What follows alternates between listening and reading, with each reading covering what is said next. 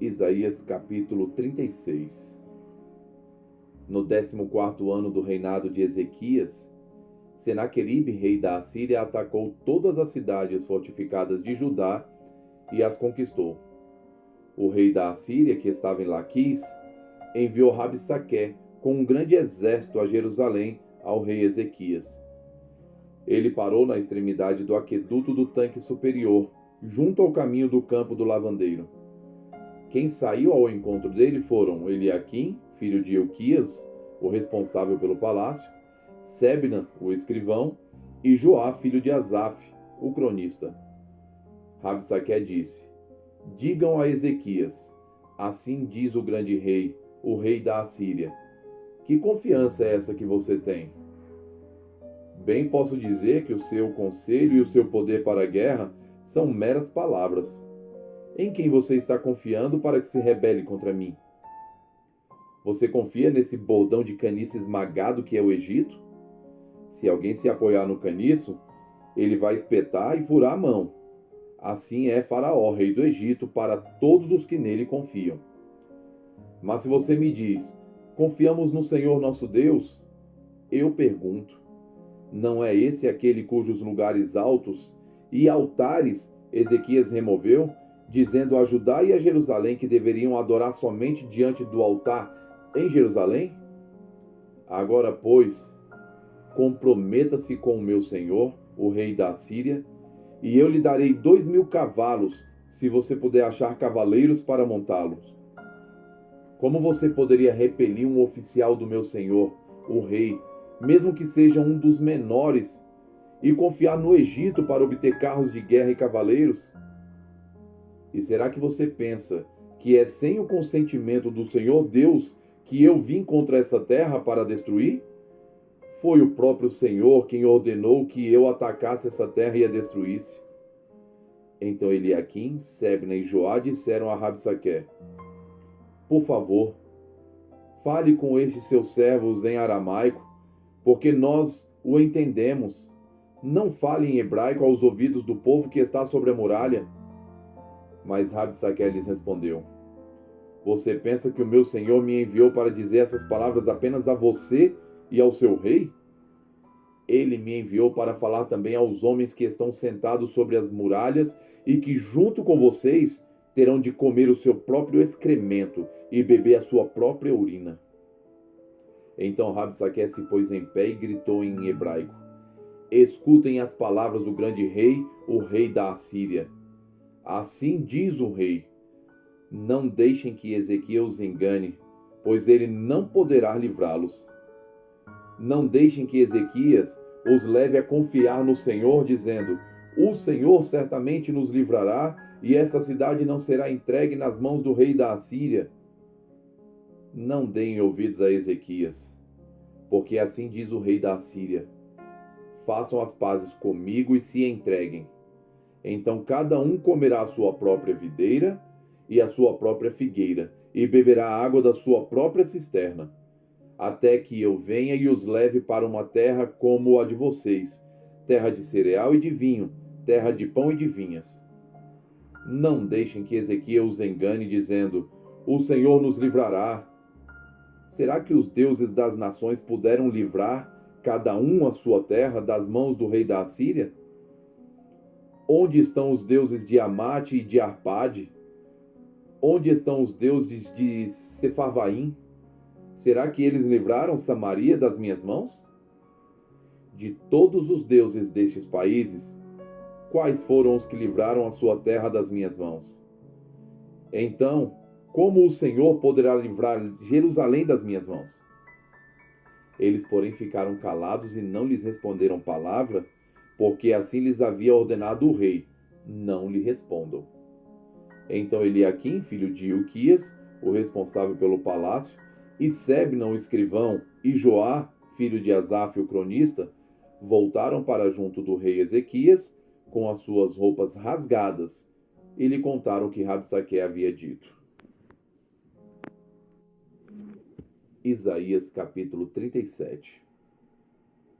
Quando o rei Ezequias ouviu isto, rasgou as suas roupas, cobriu-se de pano de saco e entrou na casa do Senhor. Então ele mandou que Eliaquim, o responsável pelo palácio, Sebna, o escrivão, e os anciãos dos sacerdotes, todos vestidos de pano de saco, fossem falar com o profeta Isaías, filho de Amós. Eles lhe disseram: Assim diz Ezequias: Este dia é dia de angústia, de castigo e de vergonha. Como se costuma dizer, chegou a hora de a criança nascer, mas a mãe não tem forças para dar à luz. É bem possível que o Senhor, seu Deus, tenha ouvido as palavras de Rabsaque, a quem o rei da Assíria, seu senhor, enviou para afrontar o Deus vivo, e repreenda as palavras que ouviu. Portanto, ore pelo resto que ficou.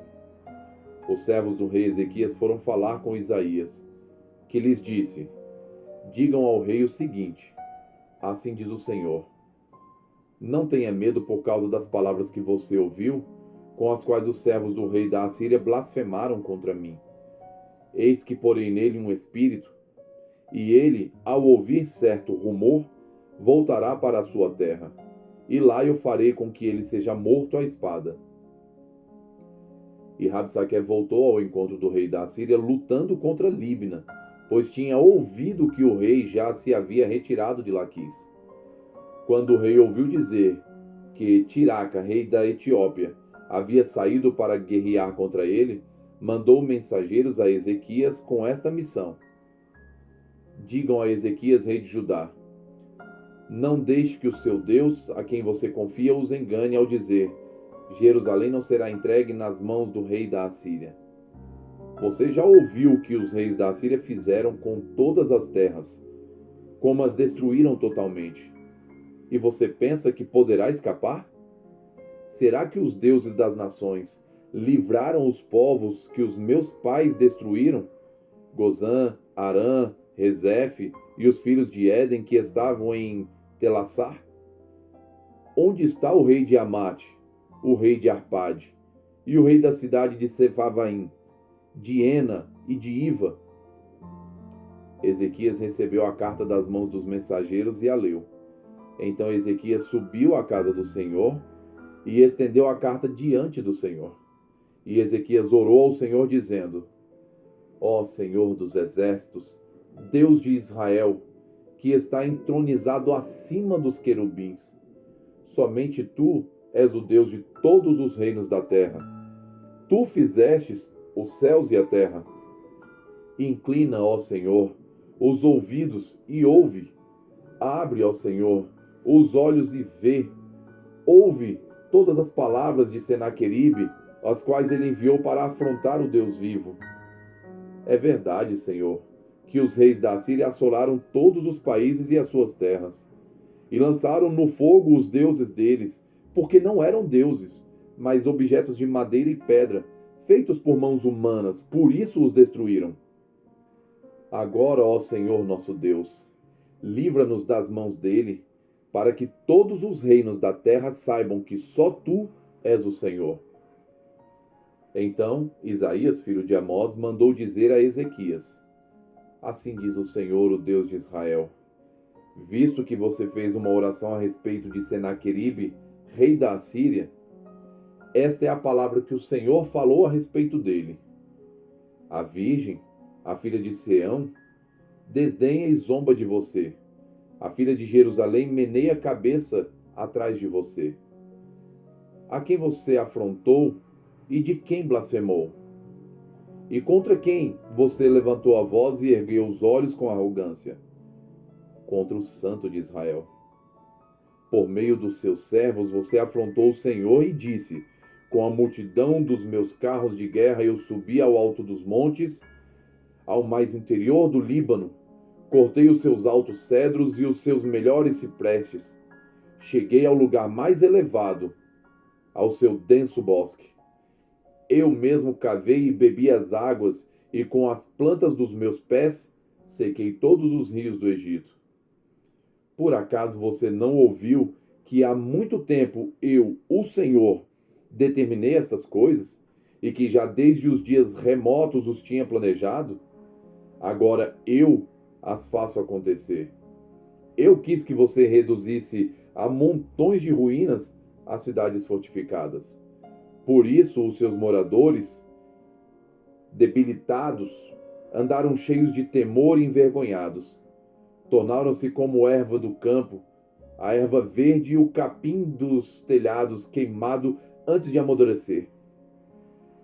Mas eu sei onde você está. Conheço o seu sair e o seu entrar, e o seu furor contra mim. Por causa do seu furor contra mim e porque a sua arrogância subiu até os meus ouvidos, eis que porei o meu anzol no seu nariz e o meu freio na sua boca e farei você voltar pelo caminho por onde veio.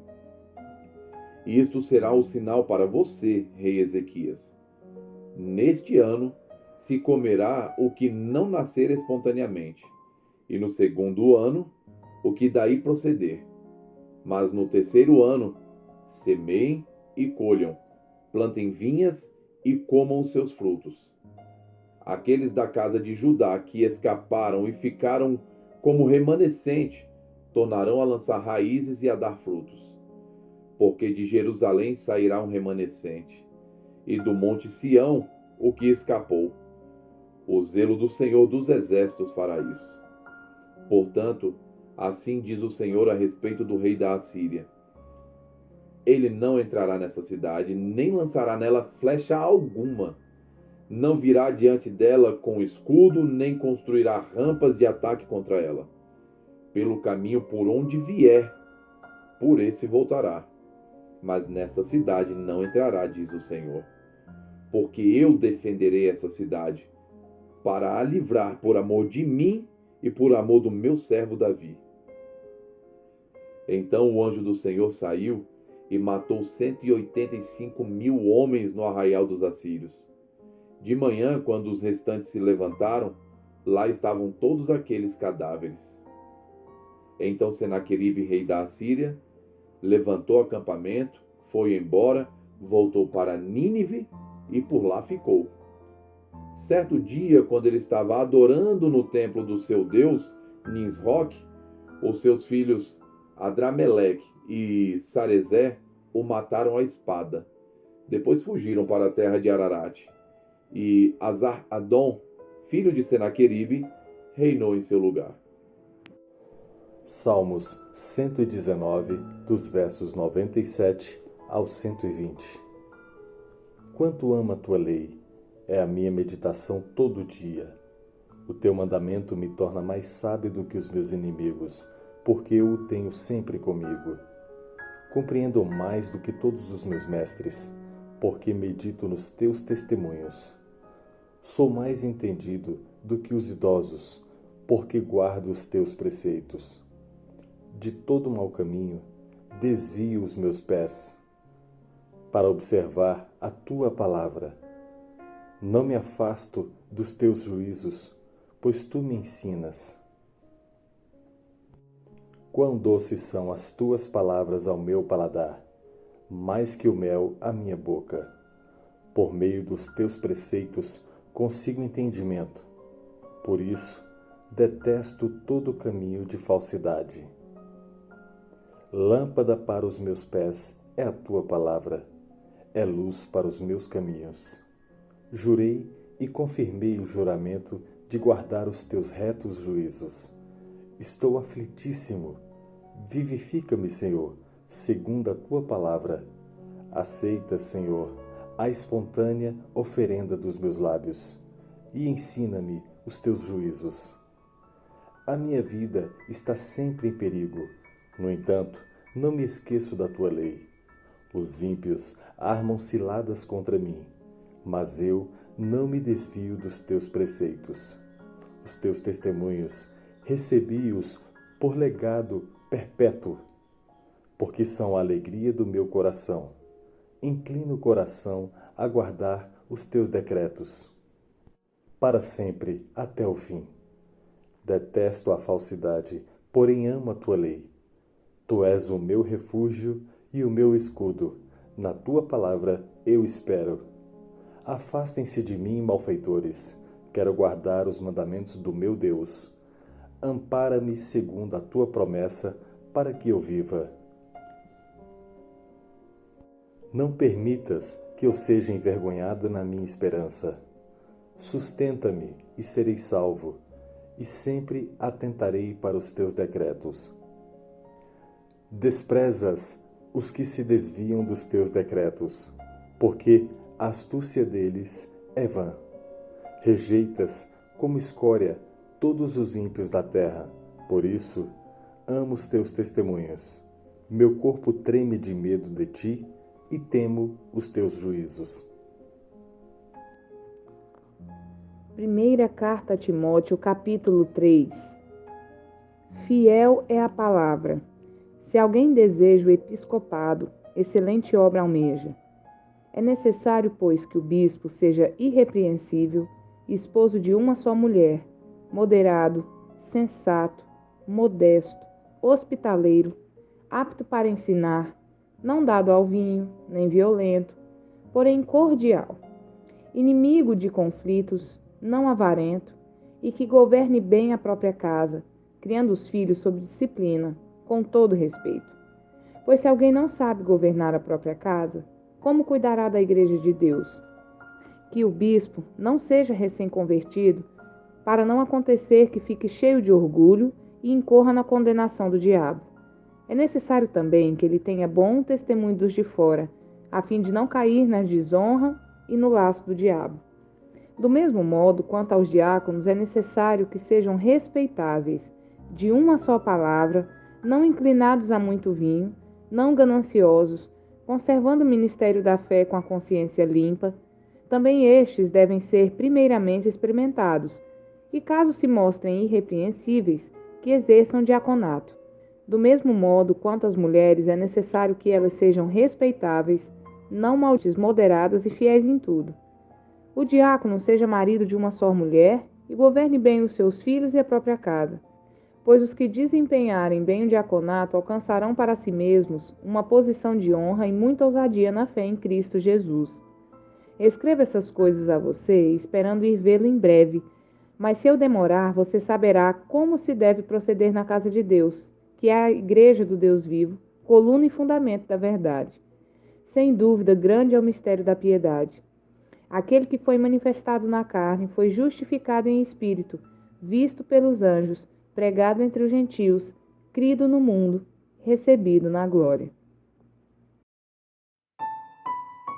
Curta, comente e compartilhe.